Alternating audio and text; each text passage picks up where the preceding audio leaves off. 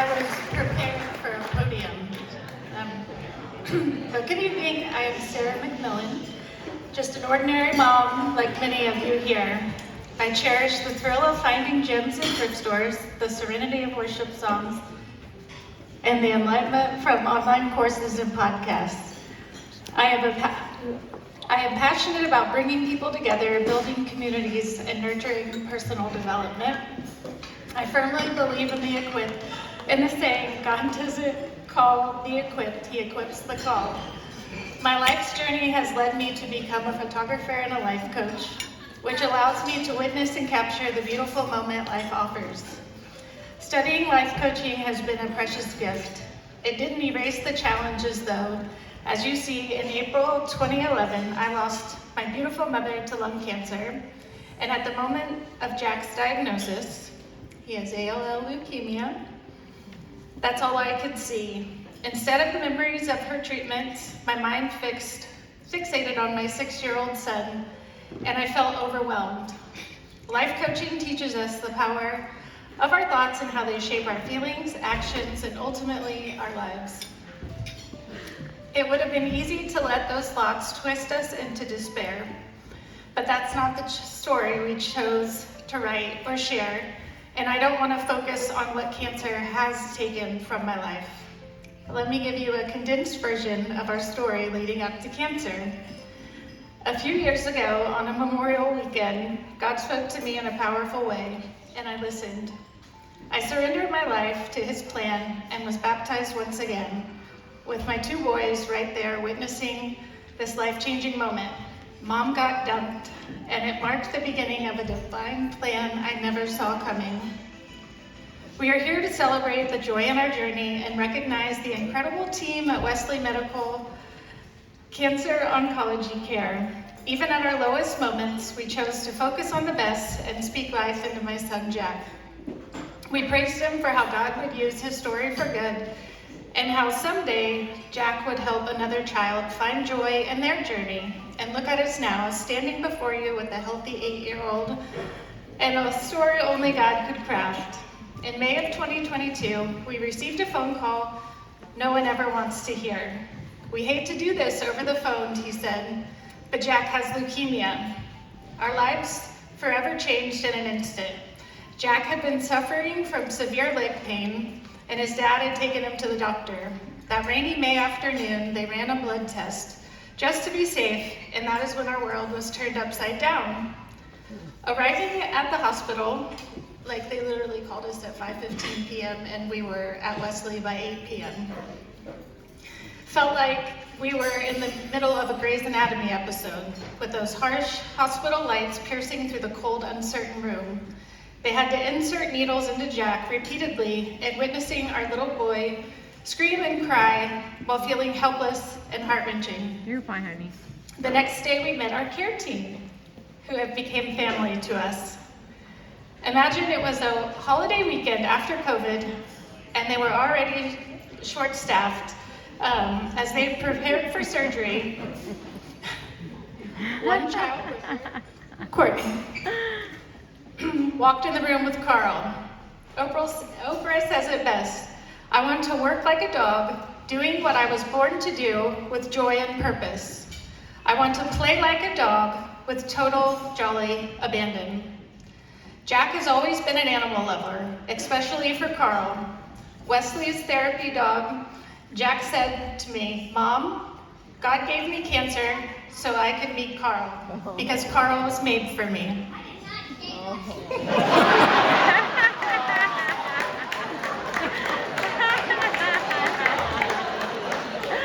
Another quote that I love is, what is the gift in this that I cannot yet see?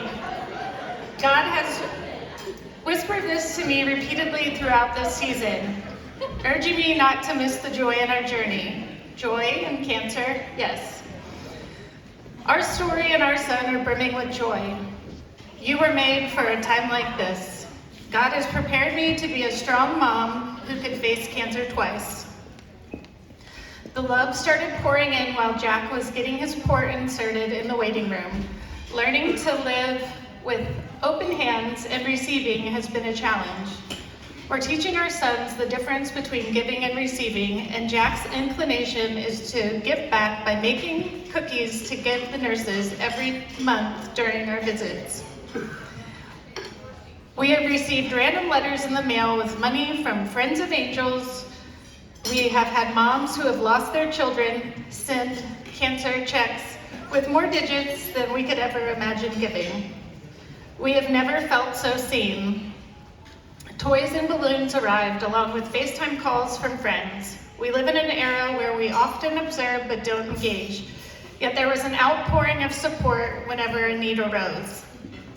God has taught us to live with open hands. Sometimes it's just our turn to receive, especially in the season we find ourselves in. Jack has been fortunate.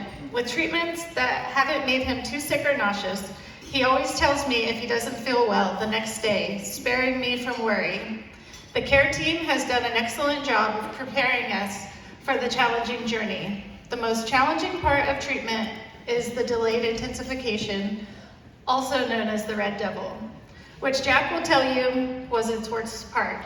It was the only time we were admitted multiple times, and Jack got to spend Halloween at the hospital with Carl. Corn dog. The hospital, yeah, the corn dog. He also learned about Red Rock meatloaf that night. Jack has only experienced a few side effects of chemo and drugs, mood swings, tingling in his little hands and feet, and occasional bouts of vomiting, but not many as I expected. As a mom, I am incredibly proud of my son. He constantly wears a smile and breezes through the hospital doors every month with cookies for the nurses and jokes for Stephen, our pharmacist.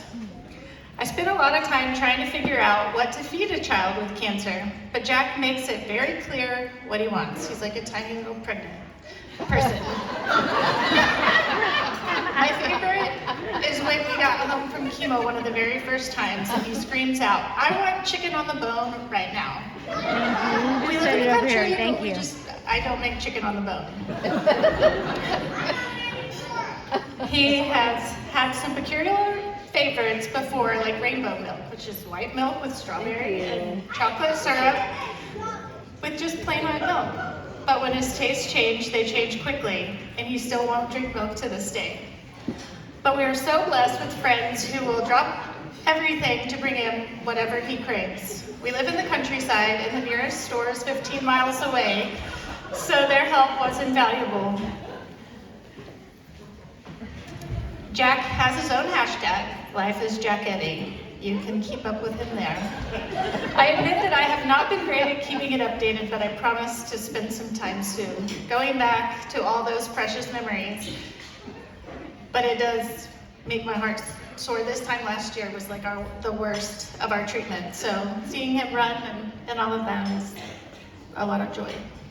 Our favorite part of this cancer journey is undoubtedly Carl, the hospital dog, and our monthly check-ins and interactions with our care team. A few weeks ago, we attended a black and gold party, and Jack relished every moment of pieing Dr. Hall in the face, twice. Jack has grown so much in the past year. He continues to amaze us with his high reading scores, his quick wit, and his kind heart and humor, which guide us toward the day we ring the bell. We are profoundly grateful for the opportunity to share our story and to encourage you to support the Kansas Children's Foundation. They are doing incredible work to help children, and the support they offer to families like ours is invaluable. Organizations like the Kansas Children's Foundation are indispensable due to the vital services they provide to families. I encourage you to give your time and talent however you can to help those in need. We are proud to speak on behalf of this organization, and I can imagine my mom in heaven doing her happy dance, singing her song, Go Fight Win. If you know, you know. And a little booty dance to go with it, celebrating all those children who have gone before us and those who are currently fighting with us. Now I have one big challenge for you. Can I ask that you give more than you intentionally planned tonight? Can you give to the hospital more so that the children in the hospital will have a friend and a memory like we do with Carl? A dog that is always there to support them through the chemo and procedures that burn through their veins, to provide them with a soft, furry friend to alleviate the pain they might be scared to share with the grown-ups. Sometimes, something as simple as a dog walking through the door brings so much joy. In closing, I'd like to leave you with a couple of quotes. We are not put on this earth for ourselves, but placed here for others. If you are always there for others, then in your time of need, someone will be there for you. Wealth isn't always measured in the dollar signs. We each have time, talent, and creativity, all of which can be powerful forces for positive change. Share your blessing in whatever form they come and to whatever level you have been blessed. Thank you for listening to my long story and for your time and attention. Let's hear it for Jack, Carl, and the Children's Foundation. Thank you so much. Sarah, thank you. Give it up.